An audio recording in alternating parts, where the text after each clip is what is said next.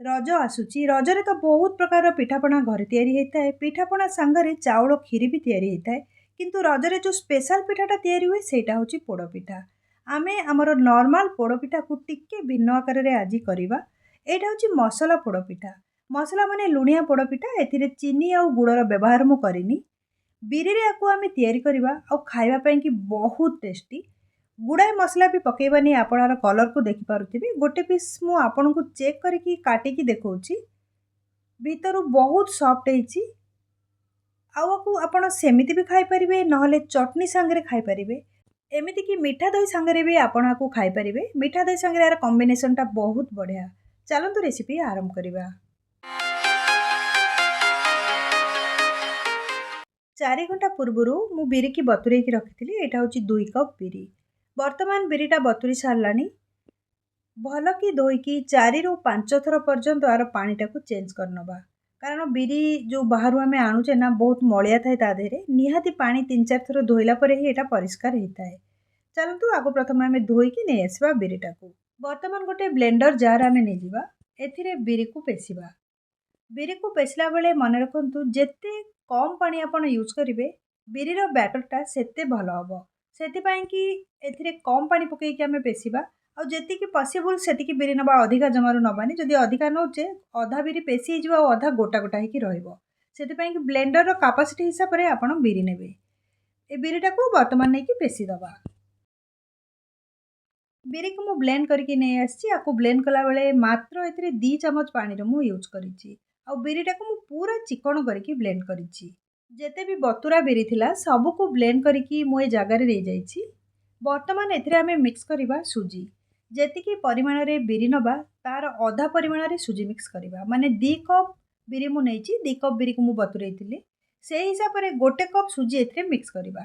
ଆଉ ସୁଜି ଟିକେ ଟିକେ ମିଶେଇକି ହାତରେ ଆକୁ ଭଲରେ ଗୋଳେଇ ନେବା। ସୁଜି ଦେହରେ ଗୋଟେ ବୁଟ ମିଶି ଯାଇଛି, ସେଥିପାଇଁ ମୁଁ ସେଇଟାକୁ ବାହାର କରିନେଲି। ଥରେ ଥରେ ଆମେ ଆଣିଲା ବେଳକୁ ତେଜରାତି ଦୋକାନରୁ ବହୁତ କିଛି ରାସନ ଏପଟ ସେପଟ ମିଶି ଯାଇଥାଏ। ଯେମିତିକି ସୁଜିରେ କେତେବେଳେ ଚିନି ଦିଶିଥାଏ ତ କେତେବେଳେ ଡାଲି ଦିଶିଥାଏ। ତ ତାକୁ ପ୍ରଥମରୁ ବାହାର କରିନେବେ। ଟିକେ ଟିକେ କରି ତାପରେ ସୁଜିକୁ ପକେଇକି ଭଲରେ ଫେଣ୍ଟି ଦେବା। ଯଦି ଆପଣ ଏଥିରେ ଇନଷ୍ଟାଣ୍ଟ ପୋଡ଼ପିଠା କରିବାକୁ ଚାହୁଁଛନ୍ତି ତାହେଲେ ଏତେ ଭଲ ହେବନି। ପ୍ରପରଲି ବ୍ୟାଟରଟା ଫର୍ମେଣ୍ଟ ହେଲା ପରେ ହିଁ ଏଇ ପୋଡ଼ପିଠାଟା ବହୁତ ସ୍ୱାଦିଷ୍ଟ ବନିଥାଏ। ପ୍ରଥମେ ହାତରେ ଏମିତି ଟିକେ ଟିକେ କରି ପକେଇକି ଯେମିତି ବରାର ଆଣକୁ ଆମେ ଫେଣ୍ଟୁଛେ ସେଇ ପ୍ରୋସେସରେ ଫେଣ୍ଟି ନେବା। ଏକାଥରେ ସବୁ ସୁଜି ପକେଇବେନି, ନହେଲେ ଭଲରେ ଫେଣ୍ଟି ପାରିବେନି। ହାତରେ ଏପଟ ସେପଟ କରି ଗୋଳେଇ ଗୋଳେଇ ଫେଣ୍ଟି ନେବା। ଆଉ ବହୁତ ଅଧିକା ବି ଏଥିରେ ପାଣି ପକେଇକି ବାଟିବେନି, ନହେଲେ ଏ ଯେଉଁ ବ୍ୟାଟରଟା ପତଳା ହେଇଯିବ, ପୋଡ଼ପିଠାଟା ଭଲ ସେପ୍ରେ ଆସିବନି। ଯେତିକି ବି ଏଥିରେ ପାଣି ଅଂଶ ଅଛି ବ୍ୟାଟରରେ, ସୁଜିଟା ସୋକ୍ କରିକି କିଛି ସମୟ ପର୍ଯ୍ୟନ୍ତ ଆକୁ ଆହୁରି ବି ଗାଢ଼ା କରିନେବ। ତ ମୁଁ ଏଠି ଭଲରେ ଆକୁ ଫେଣ୍ଟି ନେଇଛି। ଚାରିପଟ ଯେଉଁ ଜାଗାରେ ଲାଗିଛି ତାକୁ କାଢ଼ିକି ଏକାଠି କରିନେବା, ସାଇଜ୍ କରିନେବା। ଆଉ ଆକୁ 5 ରୁ 6 ଘଣ୍ଟା ପର୍ଯ୍ୟନ୍ତ ଘୋଡ଼େଇକି ରଖିବା। ନିହାତି ଘୋଡ଼େଇକି ରଖିବା ଦରକାର ଫର୍ମେଣ୍ଟ ହେଲା ପର୍ଯ୍ୟନ୍ତ। 5 ଘଣ୍ଟା ପରେ ଯଦି ଫର୍ମେଣ୍ଟ ହେଇନଥିବ ତାହେଲେ ଆଉ 1-2 ଘଣ୍ଟା ଆପଣ କଭର କରିକି ରଖିବେ। ଚାଲନ୍ତୁ ଏବେ ଚେକ୍ କରିବା ଆମେ କିଛି ସମୟ ପରେ। ପୋଡ଼ପିଠାକୁ ଡାଇରେକ୍ଟ କଡ଼େଇରେ ବେକ୍ ନ କରିକି ଯେଉଁ ପ୍ରୋସେସରେ ଆମେ କେକ୍ ବେକ୍ କରୁଛେ ସେମ୍ ପ୍ରୋସେସରେ ପୋଡ଼ପିଠାକୁ ବି ବେକ୍ କରିବା। ସେଥିପାଇଁ କି ଗୋଟେ କଡ଼େଇରେ ମୁଁ ଏଠି ଲୁଣ ନେଇଯାଇଛି। ଆଉ ଷ୍ଟିଲ୍ ଜାଗାରେ ଜମାରୁ ବି ବେକ୍ କରିବେନି, ରସ ଜାଗାରେ ହିଁ ବେକ୍ କରିବେ। ସେଇଥିରେ ହିଁ ବହୁତ ବଢ଼ିଆ ହେଇଥାଏ। ଷ୍ଟିଲ୍ ଜାଗାଟା ପୋଡ଼ିଯିବ, ସେଥିରେ ବେକ୍ ଠିକ୍ସେ ହେବ ନାହିଁ।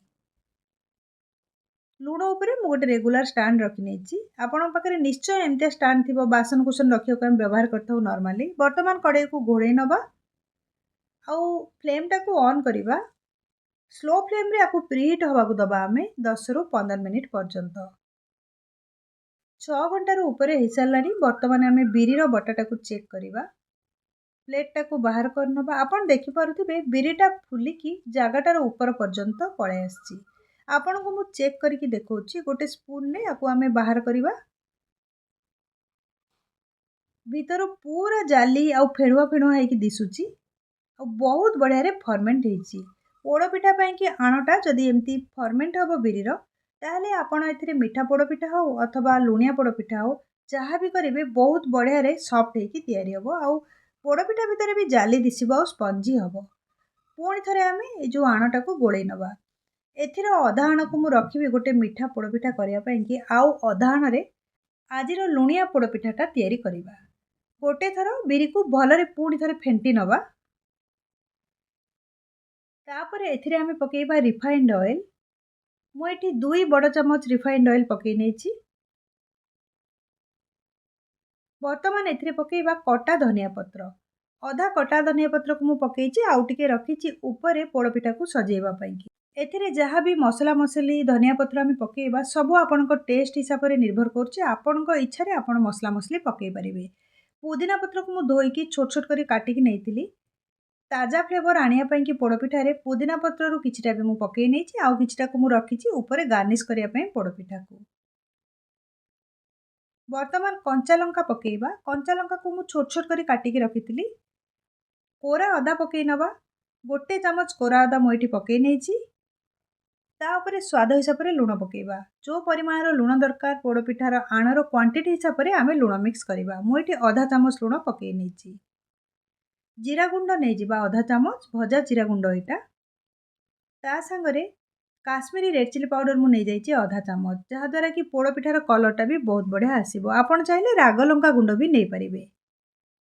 वर्तमान मु एठी आधा चामच धनिया गुंड एथिरे पकेइ नेली। सबु सामग्री को मिक्स करनबा। गोटे थर भलरे फेंटी नबा। एमिति तो आमर जो पोड़पिठार बैटरटा ऑलरेडी फर्मेंट हेकी रहिछि आ बहुत सॉफ्ट भी हे सारिछि। तथापि आउ गोटे थर भल कि फेंटी नेले लूण मसला धनिया पत्र पुदीना पत्र सबु बिरी रे भल कि मिक्स हे जिवो। आउ एठी आउ गोटे मु आपनको टिप्स दबाकू चाहूछि। आपण चाहिले बिरी रे जेतिक परिमाण रे सुजी पकाउछंती सेतिक परिमाण रे चाउल गुंड भी पकेइ परिबे। सेटा कि नुआ चाउल गुंड पकेइले पिठाटा भल होइताय। वर्तमान मु एठी कटा नडिया नै जाइछि किछिटा। कोरा नडिया को मु स्किप करूछि। कटा नडिया भी आपण आपनको स्वाद हिसाब रे पकेइ परिबे। मु गोटे छोट ताटिया रे ताटिए कटा नडिया एथिरे पकेइछि। पुणी थरे भल कि गोळेइ नबा। पोड़पिठा को बेक करिया पई कि एई जो टीन टा व्यवहार करिबा एटा होची 7 इंच रो round shape cake baking tin टा। तो आको हमें सेम प्रोसेस रे करिबा जेमति हमें केक को घरे बेक करूचे। मु एठी टिके रिफाइंड तेल नै जाइछि पैन रे। वर्तमान तेल को पूरा पैन रे हमें भल कि बोली नबा। एपरी भल रे ग्रीस करिबा द्वारा पोड़पिठाटा बेक होला परे गोल हेकी साइज हेकी पैन नु बाहरी आसीबो। जदि हमें ग्रीस न करूचे ताले पोड़पिठा को काटिकी बाहर करिया को पड़िबो। सेटा भांगी जिवो बाहर होला बेलकू।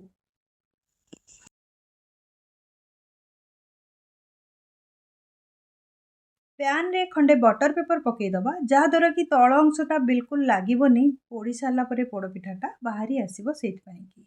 मु जो बटर पेपर खंडटा को टिके छोट करिकी काटिछि। ता ऊपरे भी टिके हमें ब्रश साहाय्य तेल लगेइ नबा। पोड़पिठार बैटर को पैन रे नै जिबा। आपण आर कंसिस्टेंसीटा देखि पारुथिबे। बिरीटा जेतिकी भी मोटा करिकी आमे ग्राइंड करथिले सेथिरे सुजीटा पकेइबारु सुखिला सुजीटा पानी अंश को सोक करिकी बैटरटा को आउरी भी गाढ़ा कर देछि।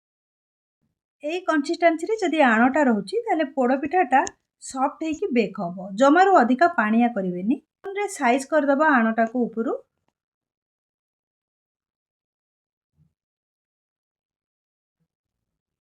आउ जो पैन ने भी आपण बेक करिया को नेबे 1 इंच तळु को आपण नेबे ए जो आणटा को अधिका जमारु करिवेनी।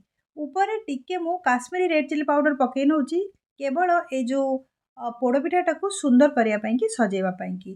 काश्मीरी रेड चिली पाउडर अधिका राग नुह हल्का राग होइते किंतु कलर बहुत बढ़िया आनिताए। स्पून को उल्टा करिकी एमती आमे बोली नबा जहा द्वारा कि पोड़पिठा ऊपरटा बहुत बढ़िया दिसिबो। आपण चाहिले ऊपर नडिया भी पकेइ परिबे, ड्राई फ्रूट्स भी पकेइ परिबे। एटा तो लुणिया पोड़पिठा तो आमे ऊपर पुदीना पत्र और धनिया पत्र किछटा पकेइ दबा। जहा द्वारा कि बेक हेला परे पोड़पिठाटा रेड कलर सहित ग्रीन कलर रो कॉम्बिनेशन ने बहुत बढ़िया दिसिबो। वर्तमान आमे आको बेक करिया को नै जिबा। 15 मिनिट रु परे हे सारलानी। कड़ाईटा प्रीहीट हे सारलानी। घोड़नटा को काढ़ीबा ए समय टिके हुसियार रे करिवे कारण सब गरम थाए ना कड़ाईटा आ जो घोड़नटा हाथ रे लागि जाय पारे। हुसियारी कपड़ा साहाय्य रे को बाहर करिवे। बेकिंग टिन टा को स्टैंड ऊपर रखी दबा। वर्तमान आमे आकु कवर करि नबा। कवर करिकी कम से कम 40 रु 45 मिनिट पर्यंत बेक करिबा। मझिरे थरे अधे चेक कर नबा। घोड़नटा को घोड़ेई दबा आउ आधा घंटा परे गोटे थर चेक करिबा नहले पूरा बेक हेला परे मु आपनको देखौछि। पोड़पिठा को बेक करिवार 40 मिनिट परे हे सारलानी। मझिरे मु दी थर आकु चेक करथिली। आपण देखि पारुथिबे वर्तमान एटा प्रॉपर्ली बहुत बढ़िया भागरे बेक हे सारिछि। ऊपर कलरटा भी चेंज हे सारिछि ଆଉ ମଝିରେ ଟିକେ କ୍ରାକ୍ ବି ଆସିଯାଇଛି ପୋଡ଼ପିଠାଟା ବେକ୍ ହେଲା ପରେ। ଆଉ ଟିକେ ଫୁଲି ବି ଯାଇଛି ପୋଡ଼ପିଠାଟା। ଆକୁ ସମ୍ପୂର୍ଣ୍ଣ ଥଣ୍ଡା ହେଲା ପରେ ଆମେ ପ୍ୟାନ୍‌ରୁ ବାହାର କରିବା। ପୋଡ଼ପିଠାଟା ଏବେ ରୁମ୍ ଟେମ୍ପରେଚରକୁ ଆସିସାରିଛି, ପୁରା ଥଣ୍ଡା ହେଇସାରିଛି। ତ ଆକୁ ଆମେ ପ୍ୟାନ୍‌ରୁ ବାହାର କରିନେବା। ଗୋଟେ ଛୁରୀ ସାହାଯ୍ୟରେ ପ୍ରଥମେ ଆମେ ସାଇଡ଼୍‌ରେ ଯେଉଁ ପ୍ୟାନ୍‌ରେ ଲାଗିଯାଇଛି ସେଇ ଅଂଶଟାକୁ ଛଡ଼େଇ ନେବା, ଯାହାଦ୍ୱାରା କି ଏଇଟା ଆରାମସେ ବାହାରି ଆସିବ। ଏମିତି ବି ପୋଡ଼ପିଠାଟା ସାଇଡ଼୍‌ରୁ ଛାଡ଼ି ଆସିଛି ବେକ୍ ହେଲା ପରେ। ଭଲ କି ବେକ୍ ହେଇଛି। ଟିକେ ଟିକେ ଛଡ଼େଇ ନେଲେ ଗୋଟା ହେଇକି ବାହାରି ଆସିବ। ପ୍ୟାନ୍‌ର ଉପରେ ଗୋଟେ ପ୍ଲେଟ୍ ରଖି ପ୍ୟାନ୍‌ଟାକୁ ଓଲଟା କରିନେବା। ଆଉ ପ୍ୟାନ୍‌ଟାକୁ ପଛରୁ ଟିକେ ଟ୍ୟାପ୍ କରିନେବା, ଯାହାଦ୍ୱାରା କି ପୋଡ଼ପିଠାଟା ଆରାମସେ ବାହାରି ଆସିବ। ପଛପଟେ ଏଥିରେ ଯେଉଁ ବଟର ପେପରଟା ଆମେ ପକେଇଥିଲେ ତାକୁ ବି ବାହାର କରିନେବା।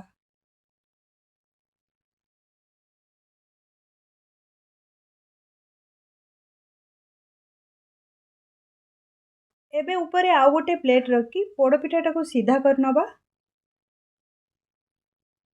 ଆପଣ ଦେଖିପାରୁଥିବେ ପିଠାଟା କେତେ ବଢ଼ିଆ ଦିଶୁଛି। ପ୍ରପରଲି ବେକ୍ ହେଇଛି ନା ଅଧିକା ପୋଡ଼ିଛି, ବହୁତ ବଢ଼ିଆ ଦିଶୁଛି। ଅଧିକା ସମୟ ବେକ୍ କଲେ ପୋଡ଼ପିଠାଟା ଅଧିକା ପୋଡ଼ି ଯାଇଥାଏ। ସେଥିପାଇଁ କି ଆପଣ ଠିକ୍ ଟାଇମ୍‌ରେ ଚେକ୍ କରିକି ଏଇ ଯେଉଁ ଲୁଣିଆ ପୋଡ଼ପିଠାଟାକୁ ବାହାର କରିବେ। ଦେଖିବେ ଏମିତି କଲର୍ ବି ଆସିବ, ଆପଣଙ୍କ ପୋଡ଼ପିଠା ଆଉ ବହୁତ ବଢ଼ିଆରେ ବନିକି ତିଆରି ହେବ। ଗୋଟେ ପିସ୍ କଟ୍ କରିକି ମୁଁ ଆପଣଙ୍କୁ ଚେକ୍ କରିକି ଦେଖାଉଛି। ଭିତରୁ ପୁରା ଜାଲି ଦିଶୁଛି ଆଉ ବହୁତ ସଫ୍ଟ ହେଇକି ତିଆରି ହେଇଛି। ଆପଣ ବି ଥରେ ଏଥର ରଜରେ ଏଇ ପ୍ରୋସେସ୍‌ରେ ପୋଡ଼ପିଠା ତିଆରି କରନ୍ତୁ। ଦେଖିବେ ଲୁଣିଆ ପୋଡ଼ପିଠା ବହୁତ ବଢ଼ିଆ ବନିକି ତିଆରି ହେବ। ରେସିପି ବିଷୟରେ ଆପଣଙ୍କ ମନରେ ଯାହା ବି କ୍ୱେଶ୍ଚିନ୍ସ ଅଛି କମେଣ୍ଟ ସେକ୍ସନରେ ସେୟାର କରନ୍ତୁ। ଏହି ପ୍ରକାର ବହୁତ ନୂଆ ନୂଆ ଓଡ଼ିଆ ରେସିପି ପାଇଁ ମୋ ଚ୍ୟାନେଲକୁ ସବସ୍କ୍ରାଇବ୍ କରିନିଅନ୍ତୁ ଆଉ ରାଇଟ୍ ସାଇଡ଼୍‌ରେ ଯେଉଁ ବେଲ୍ ଆଇକନ୍ ଅଛି ତାକୁ କ୍ଲିକ୍ କରିକି ଅଲ୍ ନୋଟିଫିକେସନ୍ ବେଲ୍‌କୁ ଅନ୍ କରନ୍ତୁ। ଯାହାଦ୍ୱାରା କି ମୁଁ ଯେଉଁ ବି ଭିଡ଼ିଓ ଅପଲୋଡ଼ କରିବି ତା ଆପଣମାନଙ୍କ ପାଖରେ ନୋଟିଫିକେସନ୍ ରୂପରେ ପହଞ୍ଚିଯିବ।